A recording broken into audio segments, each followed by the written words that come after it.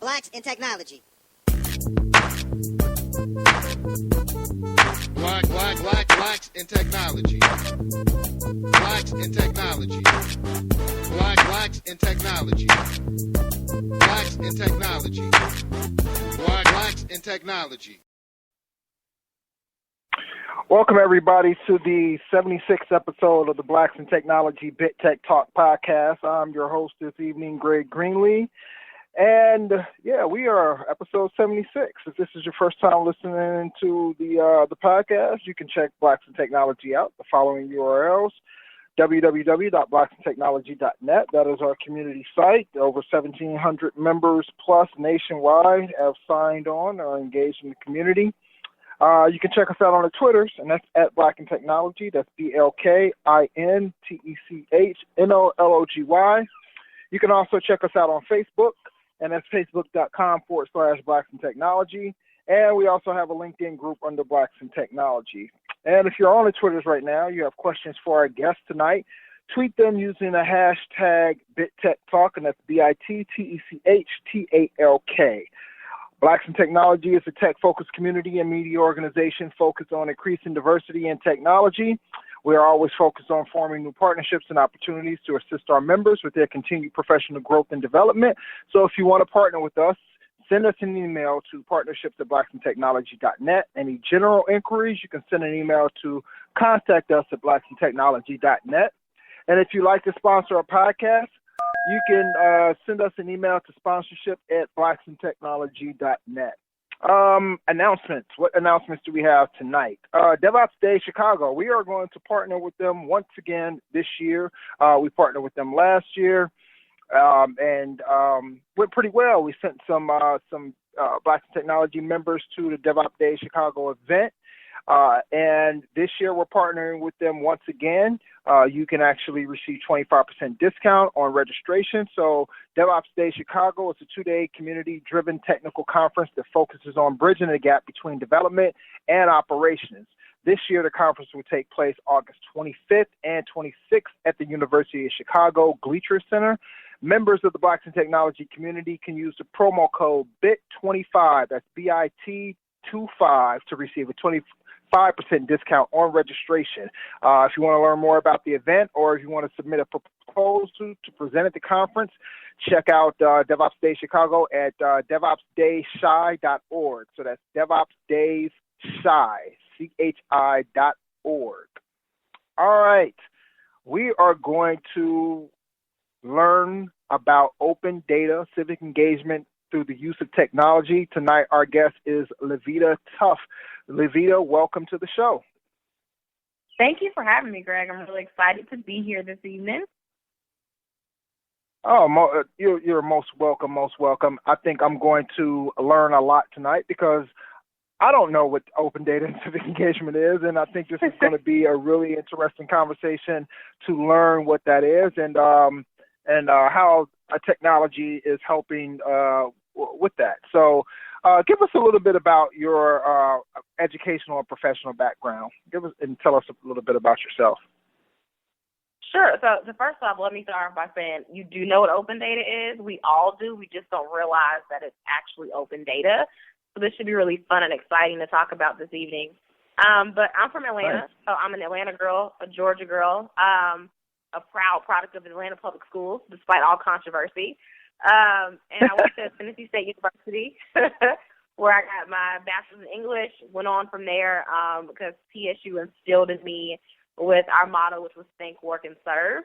So I left college, really believing that I had to give back to the world because people that came before me really provided a strong foundation at TSU. And I left TSU, went to grad school at the University of New Orleans, got my master's in urban and regional planning, immediately took off on the ground in New Orleans doing community organizing in the 7th Ward, and I realized this is not enough, like just being a planner, working in the community, like this is not enough. I need something extra to add so I can sit on both sides of the table and tell people what their rights are and protect those rights. And I made the big decision to go to law school. Did my first year of law school at Southern Law, which is a black law school. I support black law schools despite my decision to transfer. And I graduated from the University of Baltimore last year, where I got to be a mayoral fellow. I interned on the Hill for Congressman Cedric Richmond. So I've done a lot of work in government and also in community organizing. Excellent, excellent. And I think, what you touched on as far as your background and helping people know what their rights are and things like that, that's such a big thing in today's climate. And what you're saying affects Black people even more so, because our rights seems to be the ones that violated even more. So it's kind of a funny paradigm there that a lot of Black people, especially I run into, don't know fully what their rights are, even though it's our rights that are constantly being trampled on. I agree with you, and I saw this report a week ago too that talked about how there aren't enough Black attorneys in the world. And so, when you go to law school, you see your counterparts, even though there weren't a lot of us at University of Baltimore, and they are trying to increase their diversity efforts. You're like, right. Hey, we're out here, we're all becoming lawyers, but really the numbers are startling at how many of us are actually attorneys, or we can actually go into our communities and represent ourselves. So the report was shocking, but it really is important for us to be able to have conversations about what our rights are and really adequately know what they are, so we can make sure we're applying the law properly. And open data, civic engagement, that all ties into that, right? It does. Like, open data literally, before, I too was like, what is open data? I don't have a technology background. I barely am like a Facebook and Instagram professional. So I don't really use technology like that. But open data literally is a part of our everyday lives, because what it is it is freely used, reused, and redistributed data. Like, that is what open data should be. And anyone should be able to do that. We should be able to freely use it. We should be able to reuse it, redistribute it, and make solutions for our communities. And so something as simple as a government employee's salary. So how much is our mayor making? That's open data. How much does it cost to repair a pothole? How much does the city spend on that? That's open data. How much did the city spend on paper clips this year? That's open data. We have a right to access that information. Gotcha. Interesting. And we're going to talk a little bit more about, that civic engagement and technology as it pertains to both of those. So you work for the Sunlight Foundation right now, correct? So tell us who Sunlight Foundation is and what their mission is. So Sunlight Foundation is probably one of the coolest places on earth. I have to, give a major plug to Sunlight. We are a national, nonpartisan, nonprofit organization that creates and uses tools of civic tech, open data, and policy analysts and journalism to basically make our government more accountable, because we believe in our government being accountable and it being transparent. And so our really huge goal and mission is to make sure that we achieve changes in making laws that require real-time disclosure, that require online transparency, that require for government information to be public information. Excellent. And when you say transparency, what do you mean by that? So with transparency, we should know that if there is someone that is donating a certain amount of money to a campaign, right? So we should know. There should be financial disclosure about campaign dollars. There should be transparency in terms of how much certain contractors are getting from the city, right? So we should know about those procurement processes. That all should be transparent, because at the end of the day, a lot of that is a taxpayer's money. Right. So it's basically being able to see what these activities within our government are, and how it affects us, and that essentially allows us to make better decisions when it comes to electing officials or vote on certain issues, things like that. Right. I mean, we all pay taxes. Either you like it or you don't, but we all do. And so we should know, when I pay my taxes, where did this money go? What is my government using the funds for? And so I should have a say, to a certain extent, about what you're using the funds for. And so I can't really argue that my city isn't doing anything for me if I'm not looking into those matters and arguing to get those things done. Gotcha. Definitely makes sense. And what I think is fascinating is that this stuff is already out there, and it's just organizations like Sunlight Foundation, but not only organizations such as Sunlight, but ordinary people, engineers and techs could actually take this data and use it in a way to present it to the people, so that people are more aware of what's going on within government. You kind of explained what open data is. So tell us a little bit more about civic engagement, and then if you could tell us why technology is so important to the both of them.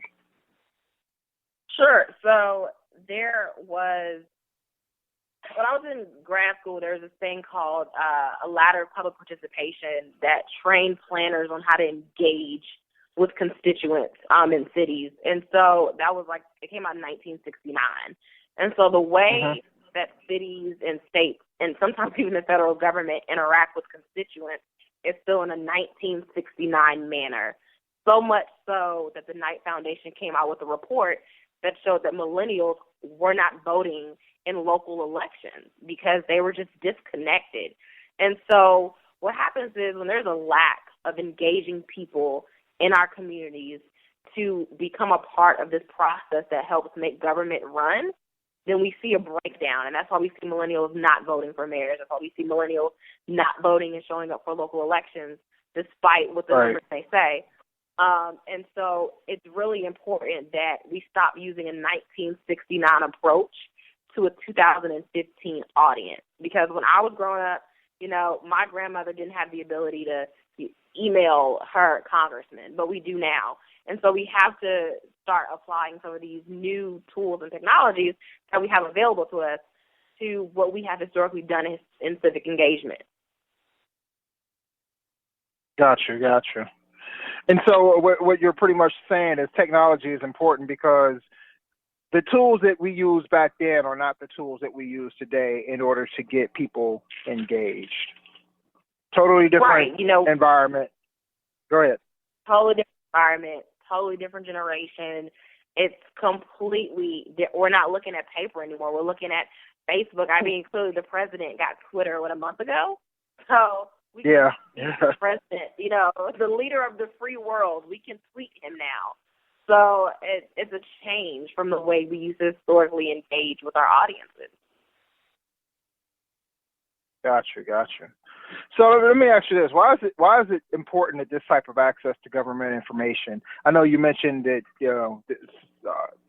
real time. So I want to know, why is it important that access to government information occurs in real time? And then tell us a little bit about the technological tools out there that you've seen that allows this to happen, allows us to view this information in real time. Sure. So let's talk about the last presidential election. So when President Barack Obama was running, we knew daily how much money he was raising in his campaign, right? So there was all this financial disclosure surrounding their campaign. But if we take a step back and we're looking at our senators, our senators are still giving their financial disclosure statements via paper. So that can take 3 months for us to find out how much money actually went into their campaign and where it came from. And so when you're talking about senators who don't want to, fully participate in full disclosure, that's a little scary, because the election's already over, they've won, and we're still waiting to figure out, where did all this money come from? So we want to know in real time who donated to your campaign. How much money have you raised? We want you to be transparent about where those funds are coming from and who's powering this ship. And it shouldn't just have to be in a presidential race. So that's what's really important when it comes to some things in real time. Of course, we want to be able to access, when a bill is passed, can we access it in real time? So those are, additional things. But the biggest thing is campaign finance. We want to be able to tell who gave you the money, when they gave it to you, and we don't want to wait 3 months later for a paper trail. And then the next thing in terms of technology tools that help empower that. So a really great example is Checkbook NYC 2.0. And this transparency tool allows anyone to explore open data about New York City's day-to-day spending. So I can go there and I can figure out how much money was spent on paper clips today, who did they have a contract with to pick up the trash today. So it allows us to get a real-time view of where New York City is spending their money. And you see that also in other states like Ohio. What was the name of that again? It's called Checkbook NYC 2.0, and it's like checkbooknyc.com. Gotcha. Okay. So, but you also have it in Ohio. So, Ohio also has the checkbook where you can go in and see how much a government employee got paid. You can go in and see, what were they reimbursed for expenses for travel. So in Ohio, you have a treasurer who's really passionate about financial transparency, and he's made this amazing model of how to make sure you can track a state's dollars. Wow, I have to check that out. So would that be checkbook like OH.com, or what would that be for Ohio? Because I'm in Ohio. Find the link. Oh, I would have to find a link for you, but let's see, Checkbook Ohio. But yeah, it is. I would have to find links for that for you. Okay, no problem. So obviously these are not in every single city or state. So what's the criteria? Like, is it something that the city has to push for in order to get something like Checkbook NYC in their town, or how does that work? Okay, so Ohio's is ohiocheckbook.com, but so we have cities and states that come to us and say, I'm really interested because I have open government groups and individuals who are pushing for us to be more transparent and accountable, but how do we do this? So it's still a new concept to a lot of people in government about how do we take all this data that we didn't even realize we were collecting and put it into one source. People can come and access it, and then not only access it, but is it machine readable? Is it user friendly? What format do we put it in? How do we prioritize which data sets to put out? So, the first step is always having a city or a state who's interested in having an open data policy or open data portal. And a policy is really important because you want to make sure that when whoever is in place, the governor or mayor, leaves, that you continue with this, culture of transparency and accountability. So we do see cities and states, coming along saying, hey, Sunlight, can you show us how to do it? And on our website at sunlightfoundation.com, under state and local policies page, you can actually see where the states and cities that we've interacted with in terms of open data.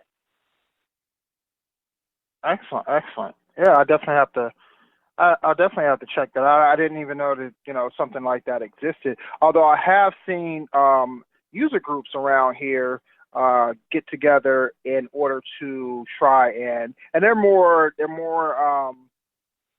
programming user groups, but then they utilize the open data to try to come up with programs that utilizes the open data to create tools that people can use. I guess that would be similar to Checkbook NYC or Ohio Checkbook. So yeah, that's right. Pretty cool. So so in the Black community especially, one of the things you hear, or at least I hear, is how people don't feel involved in their local government and what goes on in city and state, what have you. So how does the Sunlight Foundation go about making sure citizens are aware of the technology available to them, and also how to use it in order to affect change in their communities? So I think that the great thing about Sunlight is that Sunlight is the organization that creates the tools, right? So Sunlight, where we stand, we have several tools. So we have something called Open Congress, which is a nonpartisan source for legislative information that will let anybody track bills, lawmakers, and issues that they care about.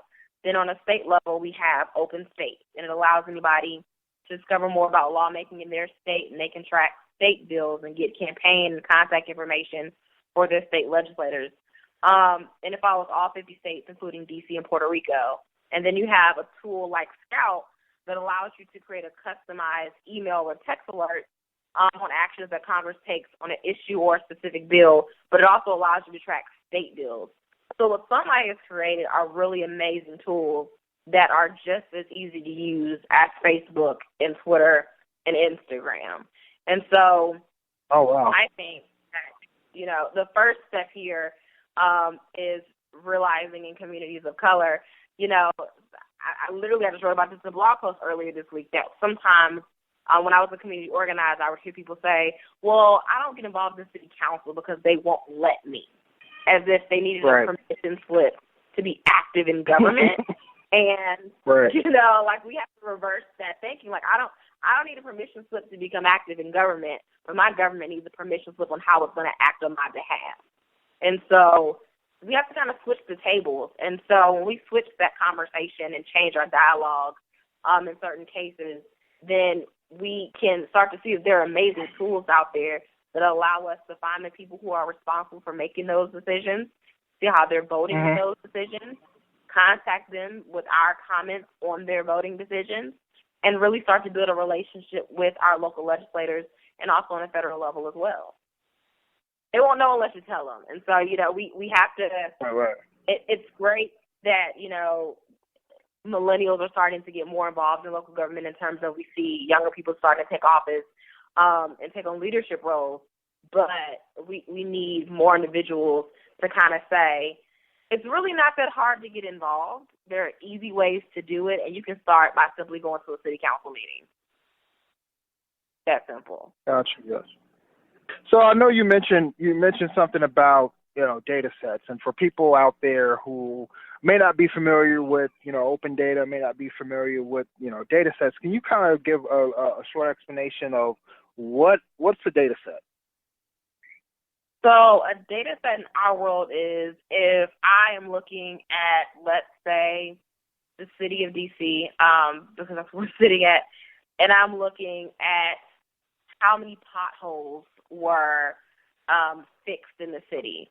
So that sheet of paper, let's say it's a sheet of paper, that sheet of paper, that form online is going to show me numbers. It's going to show me how many potholes there were. It's going to show me the cost to fix that per pothole. It's going to show me who was responsible for fixing that pothole, what agency was responsible for trying to manage those type of activities. So literally, it's not just, hopefully, let me say this, hopefully if the city or state has done it right and made it user-friendly, it's not where it can't be completely digested, although data sets can sometimes be a lot of numbers. But it's just a breakdown and a picture of what your city is doing, dollars, dimes, cents, pennies, all that stuff. Gotcha. Excellent. So how does the Sunlight Foundation, do they engage or organize like any hackathons or anything like that in order to engage other technologists or engineers and bring more tech ideas to the table? So, for instance, Sunlight Foundation it sounds like you guys are doing a pretty good job with creating apps to take advantage of this open data that's out there and create these applications that allow that to be digestible and to be used and digested by the common person. But obviously you guys can't think of everything. So do you guys ever involve yourselves in like hackathons or anything like that so you can get like fresh ideas on applications and how to utilize the data that you already have? Yeah, so we have lots of cool things at Sunlight, one of them being a transparency camp, which is coming up the weekend of September the 12th in D.C., where we have a social gathering of people from all over the world, because Sunlight also does international open data stuff. And we all convene in D.C., and it's an unconference. So it is welcoming everyone in to talk about ideas surrounding open data and open government and all about transparency. And it's a great opportunity for people from all stages and walks to come and meet with other individuals who are really interested in seeing transparency and openness and pushing this idea of open data. But we also partner with places like Code for America. So Code for America, they have brigades in a lot of major cities. So we work with Code for America. We work with Code for Progress. Wow. So we've been able to take the data that we have and help power some other organizations where they might not have the data or those tools, but Sunlight will partner with them and allow them to use our data and allow them to use our tools. And then everybody can come to transparency camp, like a really big happy family, and we can all be the cool kids talking about transparency and government and all that fun stuff in a really cool and fun and energetic, atmosphere where everyone is really there to talk about making government more accountable. What's that? Give us a little bit more information on Transparency Camp. Is there a website for it, and where is it happening? When? So transparencycamp.org is the website for our Transparency Camp, and it is happening the weekend of September the 12th.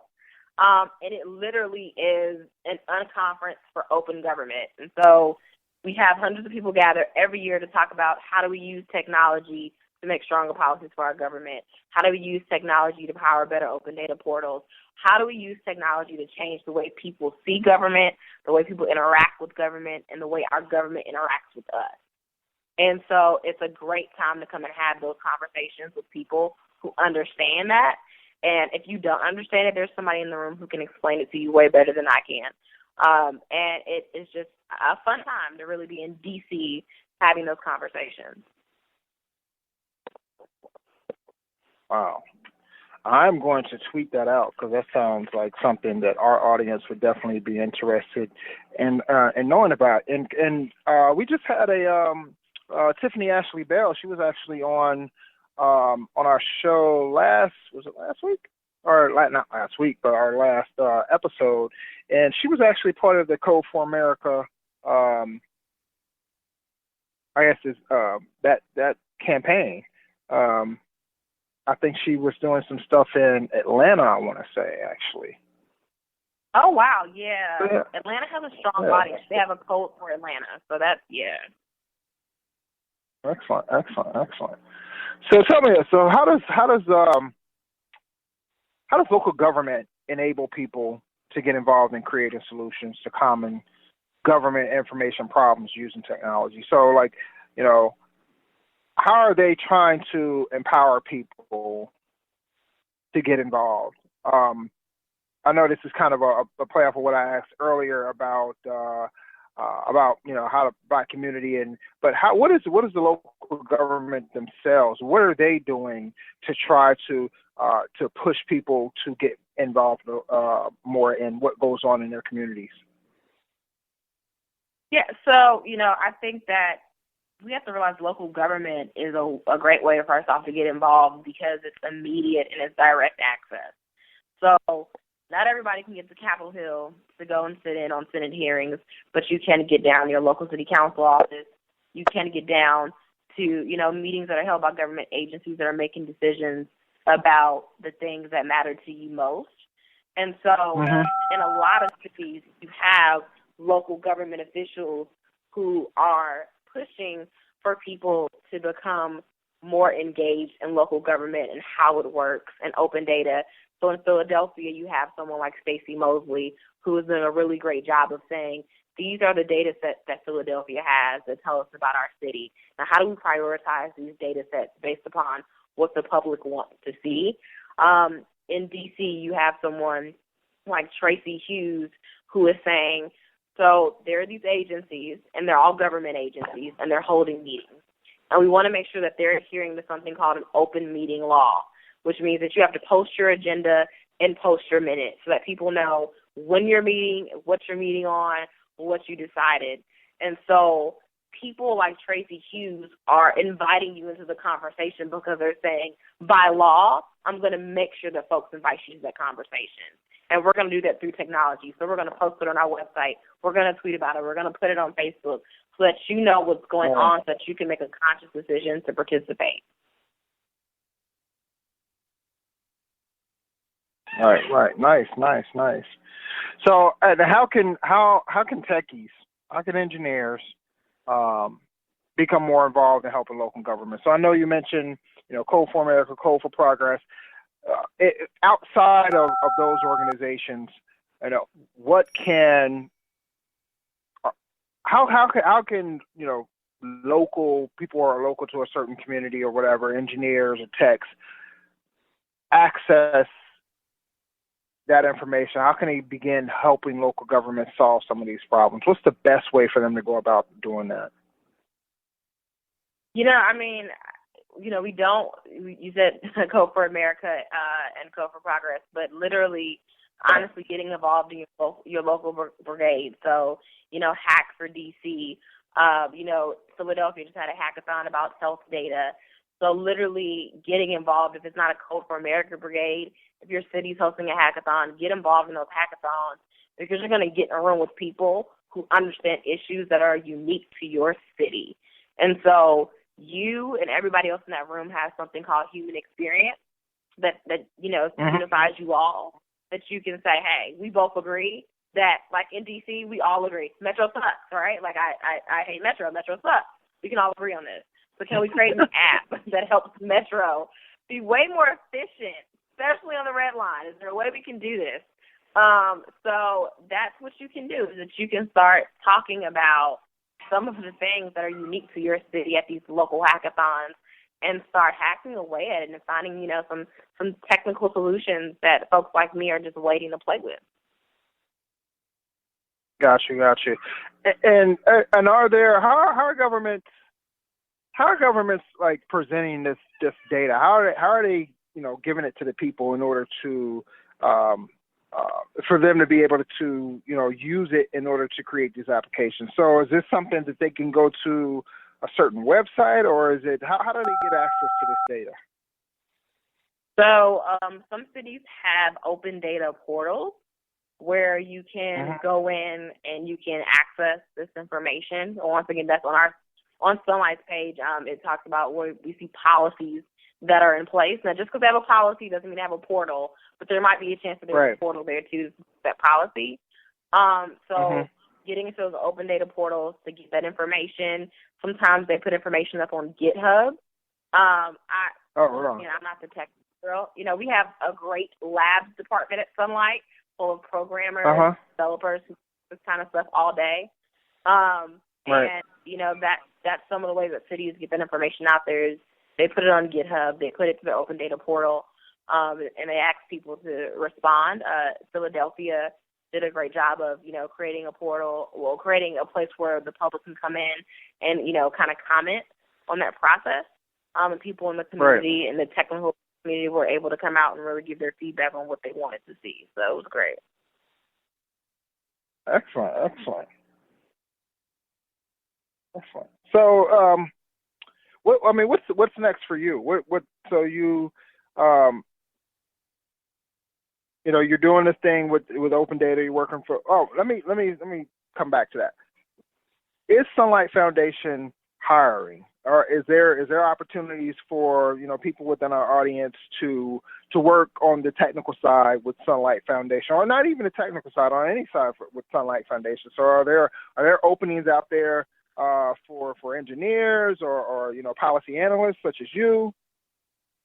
I'm so happy that you asked me that question because we have two positions open right now. So I'm very excited that we get to announce this to your audience.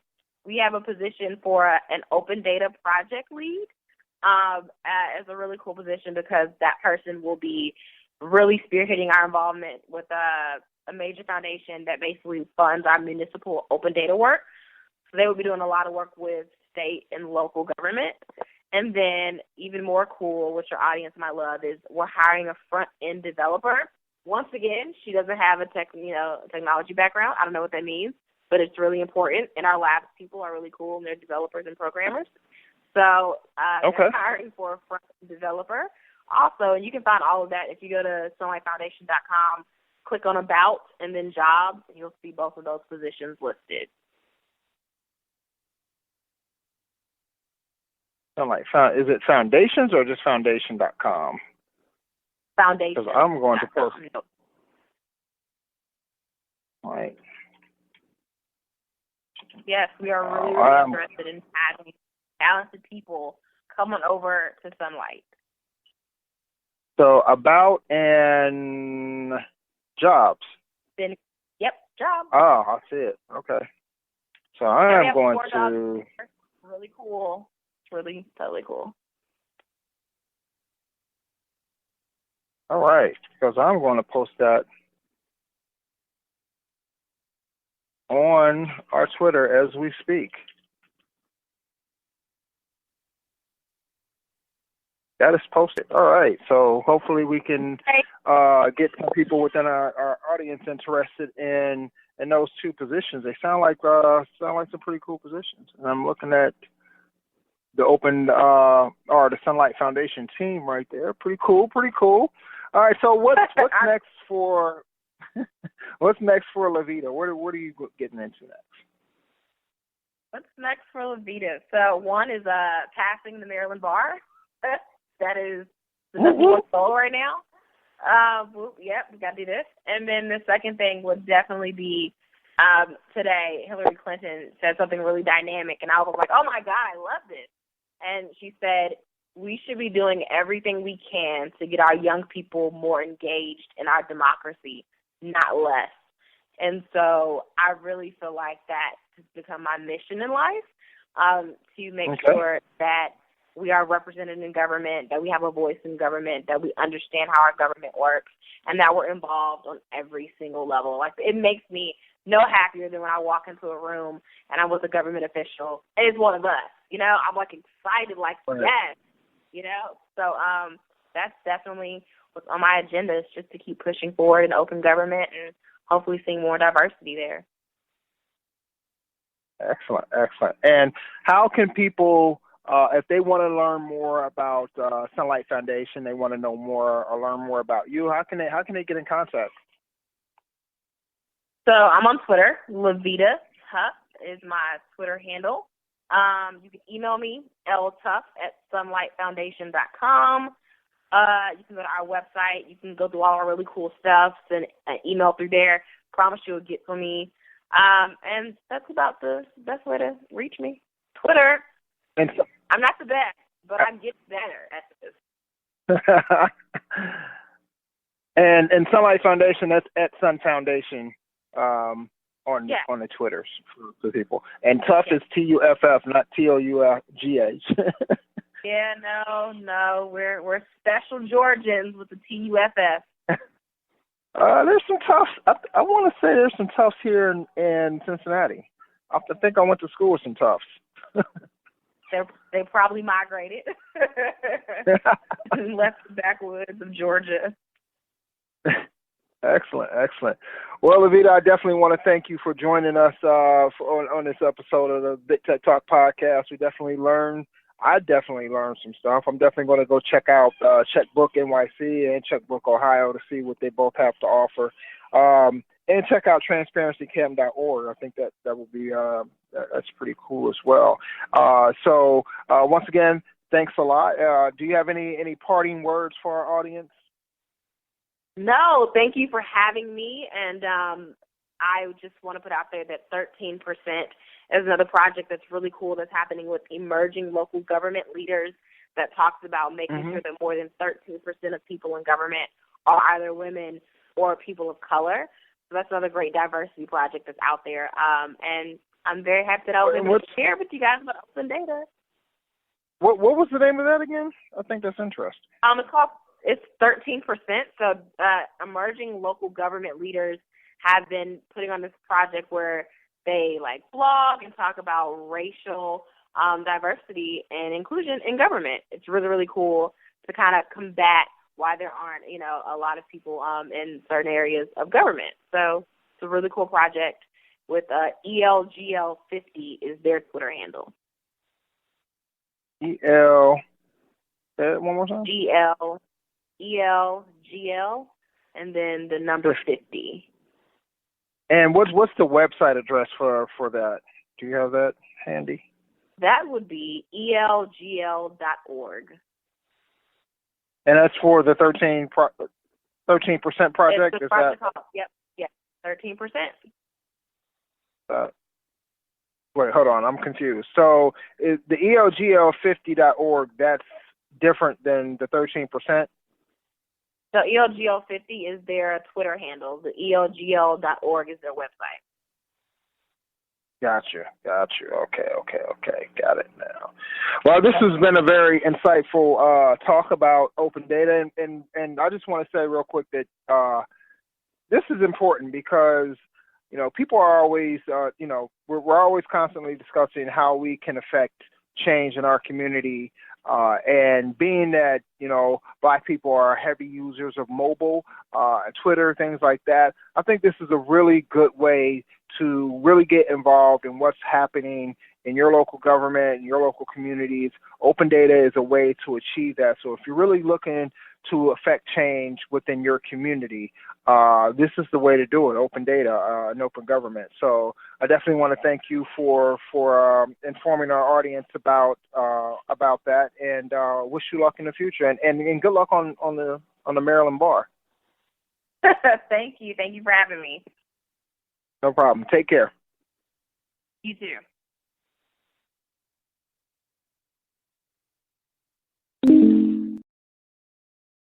Blacks in technology. Blacks in technology. Blacks in technology. Blacks in technology. Blacks in technology. Blacks in technology. One last announcement before we get out of here. I do want to thank our guests. That's it for this Blacks in Technology Bit Tech Talk podcast. I want to thank all our listeners. Thanks to our guest, Lavita Tuff.